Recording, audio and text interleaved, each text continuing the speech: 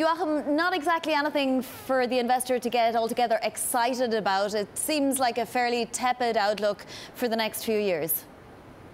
Yeah, I think that's right. I think what we're seeing at the moment is peak growth, or we're at least close to peak growth. We have a Goldilocks environment, clearly, with very strong globally synchronized growth.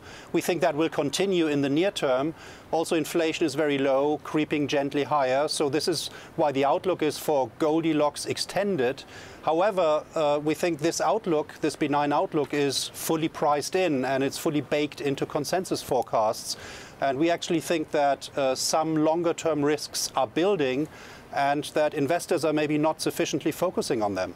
Exactly. You have a number of risks, including that fiscal stimulus may not provide the boost here in the US, at least, that we're being promised by lawmakers.